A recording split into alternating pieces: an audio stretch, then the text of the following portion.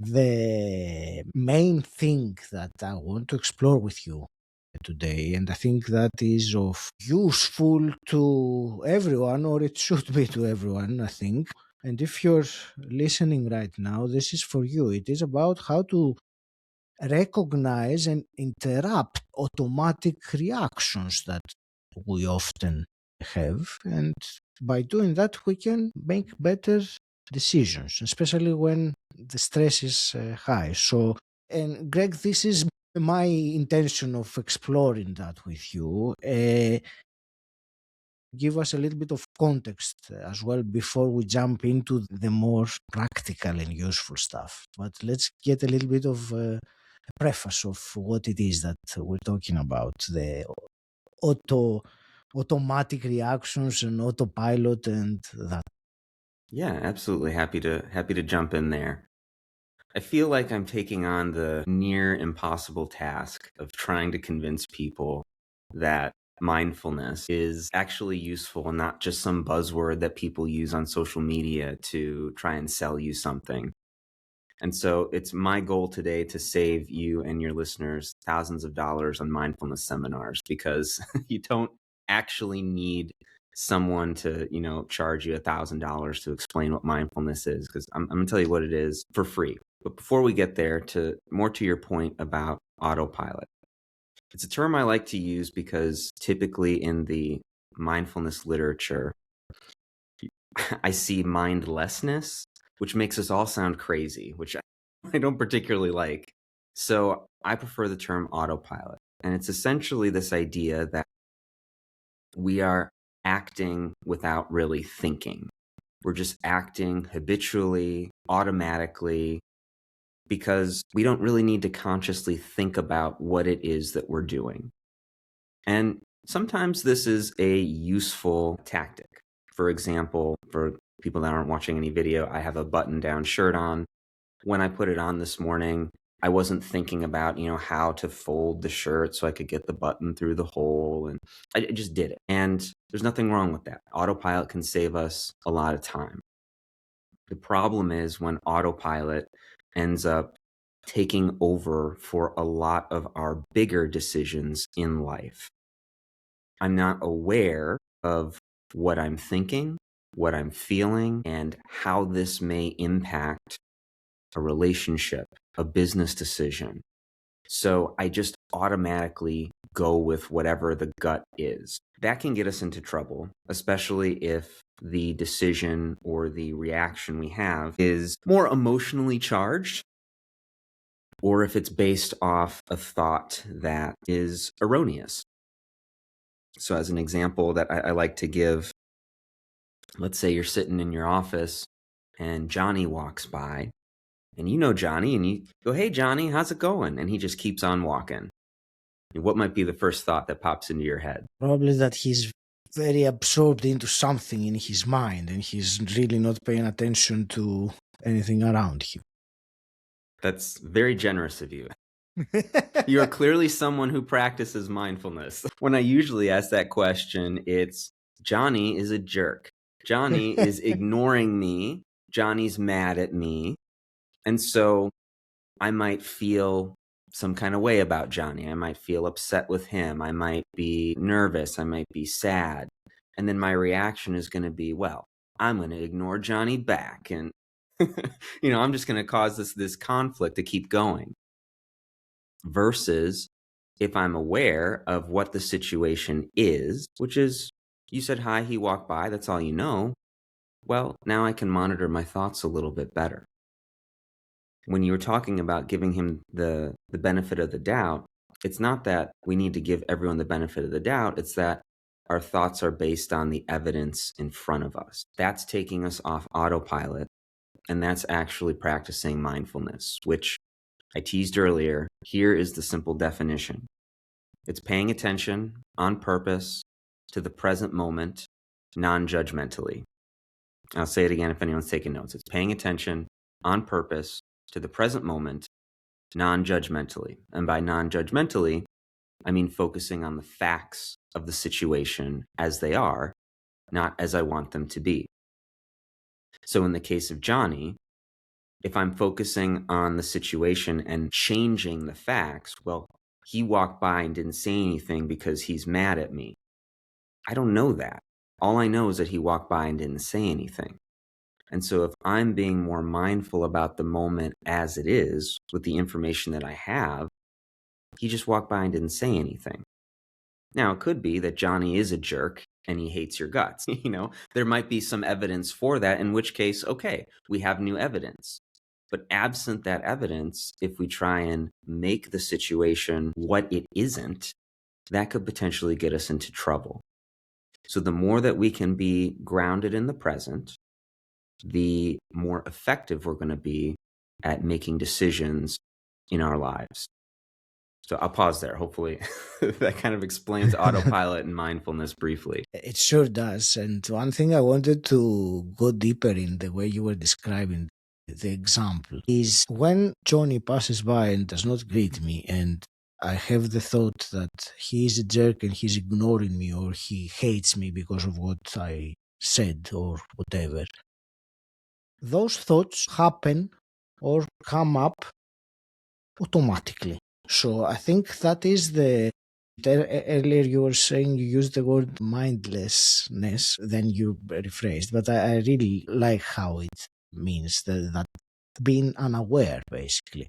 So Yes. my point, what I want to go deeper in is that particular thing. Let's say that there is that thought that comes up, that obviously it is a story or an explanation about the event that happened. The question is how to distinguish that this is happening. In other words, how to bring back ourselves to the present moment when that thought arises, and realizing that this is a thought, it is not necessarily the truth, as you were saying.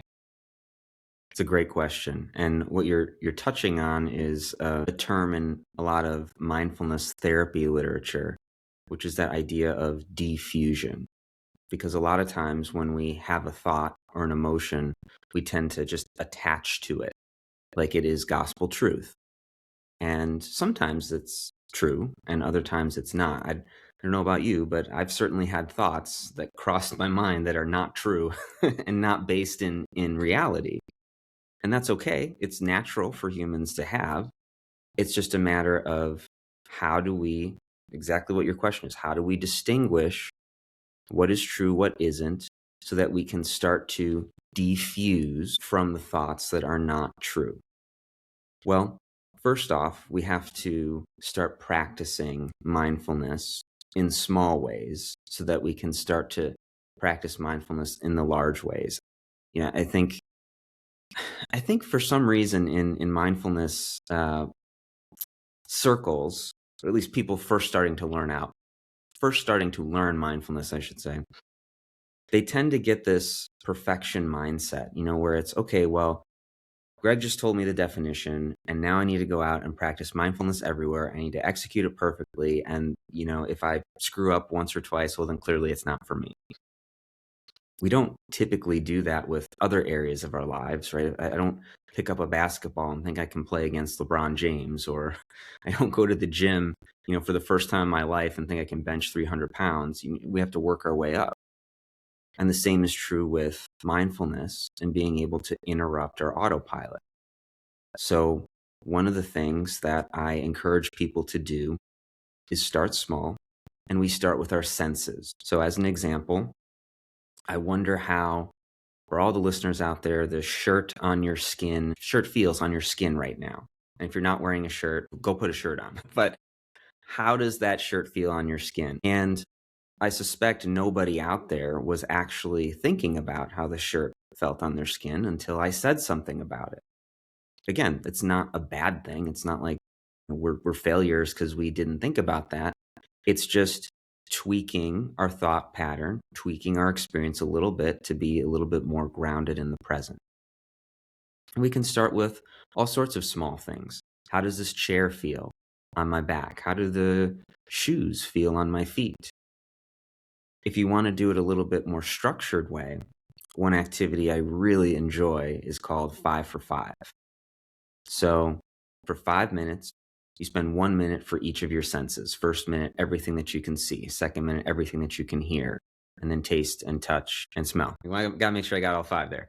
And what's fascinating about it is when I do this with clients, the sight and the sound, not so much of a big deal.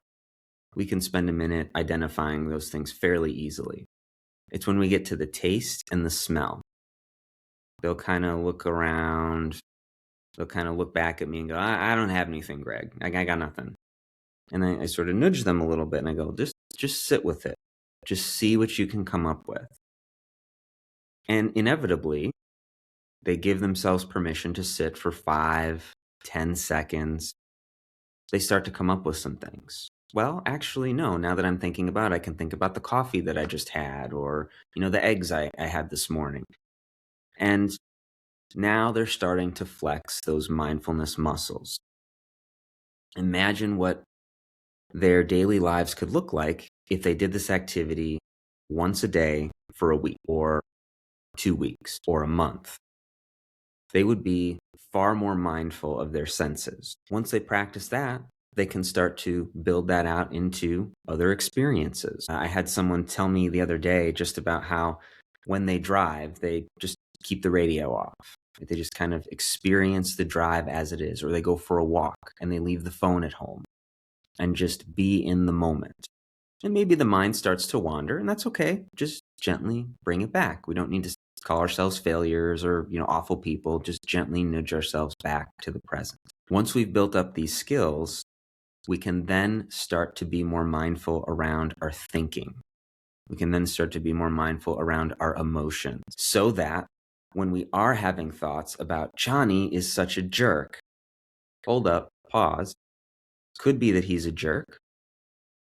Doesn't really track with the evidence that I have from the past week because we've gone out to lunch 3 times and he invited me over this weekend to his house.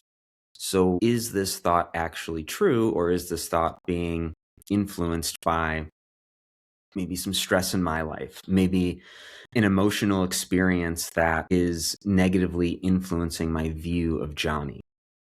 And already, if we can get to that space, we're doing something differently than what Autopilot is pushing us to do. Because Autopilot is pushing us to say, don't do that. Just assume, just jump to conclusions, and everything will be fine. And again, sometimes it is fine, sometimes it's not. This is great, and thank you for the practicality of the 5 exercise that you said. So with that exercise, I can imagine someone doing it, when they are in a, let's say, calm or safe environment, perhaps at the desk or, sitting down, not doing much at the same time. I would like to hear some tactic for more of a situation when, the blood is starting to boil, or there is some emotional response that, as we all know very well, if it was only the thought that Johnny is to carry on the example that Johnny is a jerk, it's not only the thought, it is the emotional load of anger that comes with it that intensifies the whole experience. So I would like to hear a tactic of breaking the autopilot when that happens, when we are also emotionally entangled in a situation. Yeah. So it depends on what level you're at. I think a lot of times people think an emotion is just on or off. But the truth is that we feel emotions at different intensity levels. I think about it like, well, I guess everything's a touch screen now, but like a dial in a car where you're adjusting the temperature, right? Not everything is always all cold. Not everything's always all hot. There's a lot in the middle. And the same is true with our emotions. So if we take anger, for example, I could be angry at a 1 out of 10, right? And so maybe I might describe that as annoyed, I could also be angry at a 9 or 10 out of 10, which might be rage, wrath, exploding on somebody, right? And so it depends what level you're at. My rule of thumb is if you're in the 0 to 7 range, the logical part of your brain, which is the prefrontal cortex, which is just behind your forehead, this has a loud enough signal to regulate the emotional part of your brain better. This is when this is active, we can actually use these mindfulness skills to do diffusion. So one practical skill is analyzing the gap. So we'll put it this way. Johnny is a jerk. That's the thought that I have. If I've practiced my mindfulness skills, I can pause in the moment and I can say, wait a minute, I'm having a thought that Johnny is a jerk. Now we've sort of detached, diffused from the thought a little bit. And I presume your listeners can hear that as well. One thought, the first example, it's gospel truth. Johnny is a jerk. There is no room for questioning. Versus a thought that's coming into my head is that Johnny is a jerk. That doesn't make it true or false. That's just a thought that we're experiencing. The reason I love this is because it really helps us when our mind starts to race, because we have a lot of thoughts every day. I've seen a ton of different numbers on this, but the one that I usually see the most often is we have about 10,000 thoughts a day. So the brain likes to be efficient. We don't typically critically analyze all of these thoughts, which is fine, because if we had to consciously think about 10,000 things a day, I don't know about you, but my day would just, I would be so unproductive. And so, in this case, it's helpful to go through our thoughts quickly. The problem is when we go through our thoughts quickly in situations where the thoughts are not true. So being able to pause in the moment and analyze that gap, diffuse from the thoughts. Now, this is a good technique when we're in the 0 to 7 range. What about the 8 to 10? When you're in 8 to 10, that logical part of your brain, it never shuts down completely, but the signal gets so quiet that the emotional part of your brain is able to take hold. There's nothing preventing it really from stopping. There's nothing preventing the emotional part from taking over.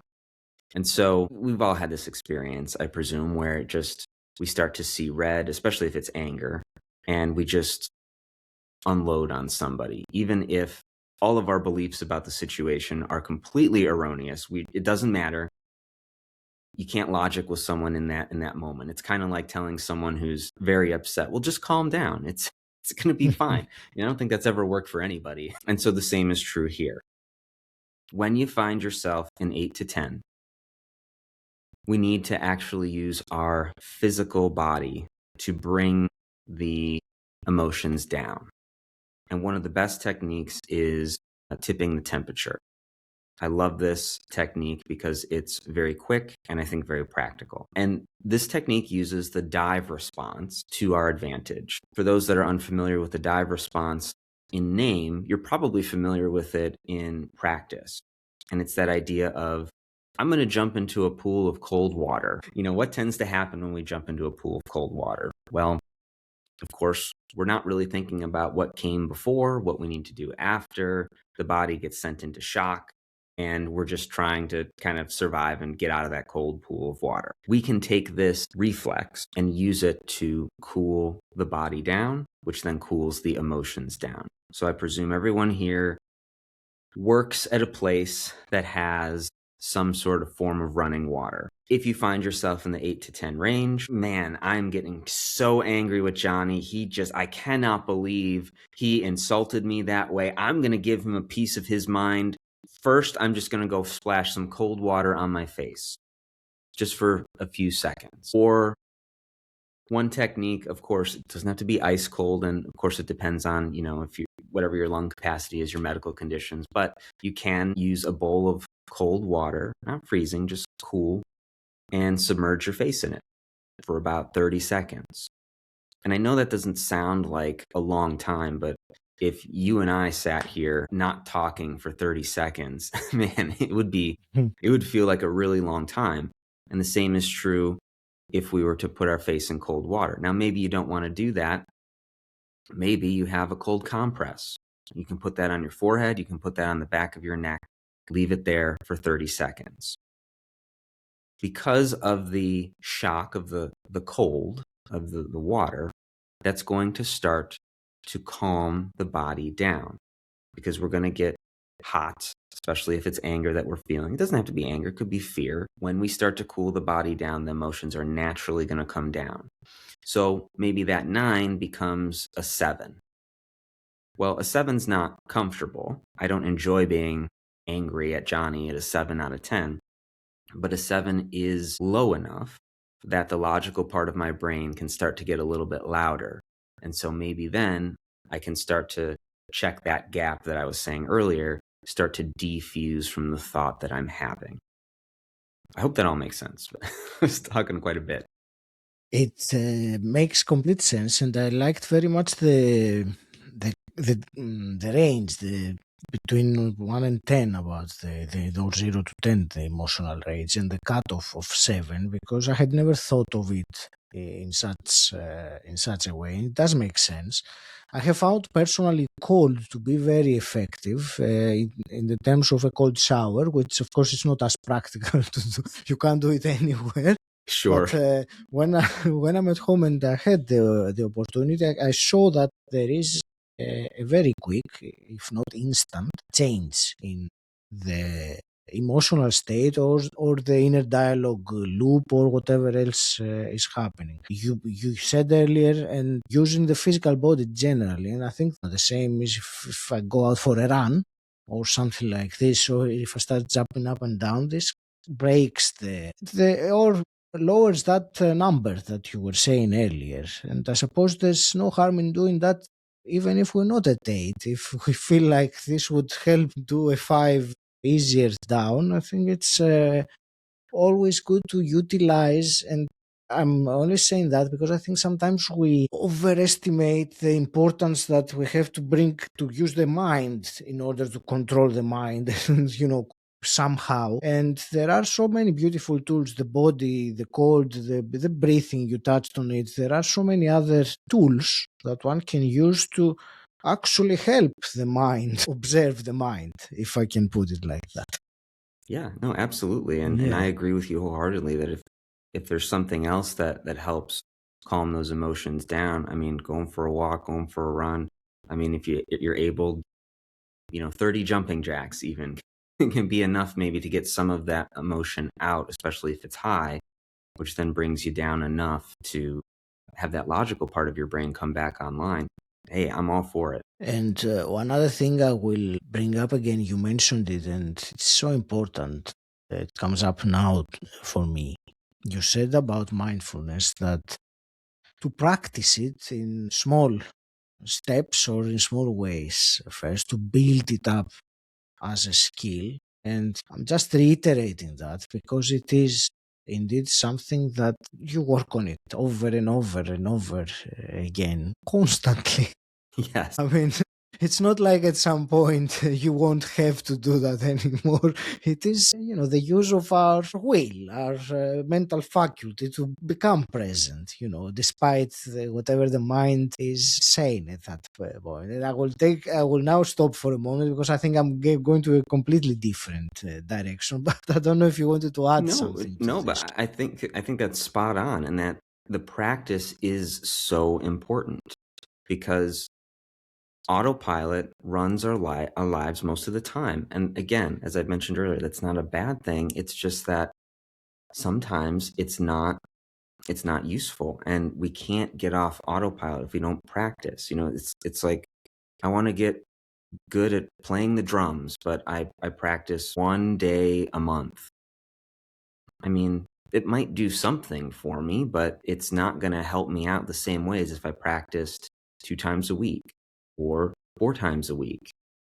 So that idea of keeping up the practice wherever we can, that is really key if we want to get better with our mindfulness skills. Definitely. And thank you for repeating it in such a way. There is one other thing, and I'm going to change gears just for a little bit before we start wrapping this up. But there is one other topic that I wanted to hear, your thoughts about, and that is, when an emotion comes up, there is a usual advice that if you observe it, you can let it go, let it run through, and it passes. And indeed, that is the true. And anyone who has experienced that, it comes and goes.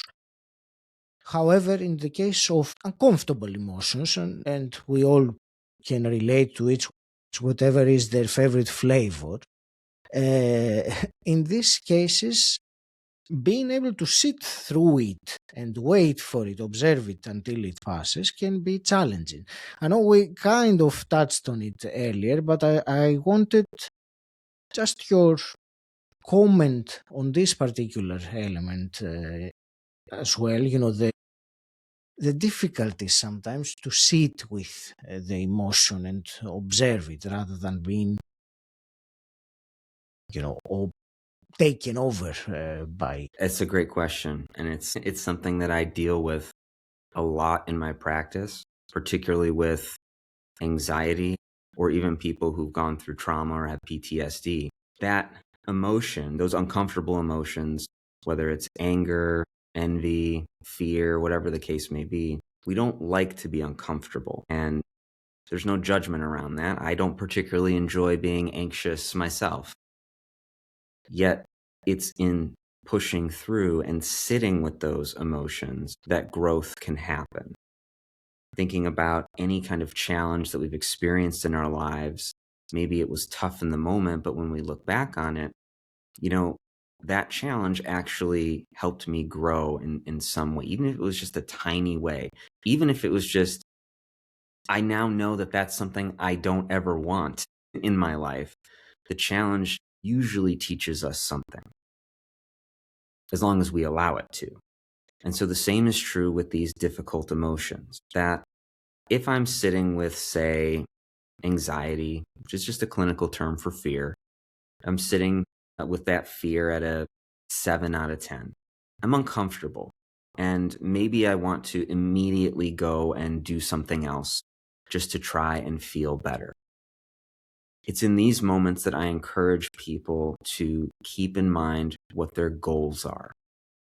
So a lot of times we tend to forget what our long-term goals are for our short-term goals.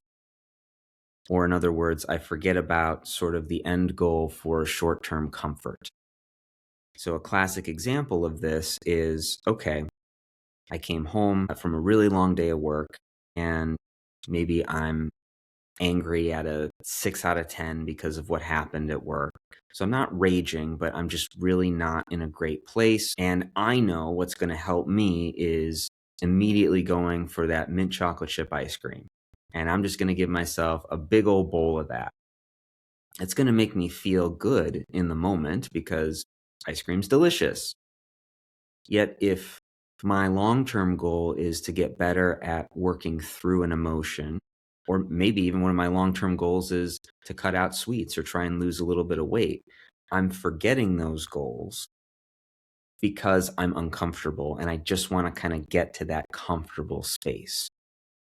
So however somebody can remind themselves of what their goal is, I think is going to serve them really well, and it's going to give them a leg up on people who do forget their goals. So maybe that looks like I'm going to put a picture as my phone background to help me keep my goals in mind, even when I'm in an uncomfortable place.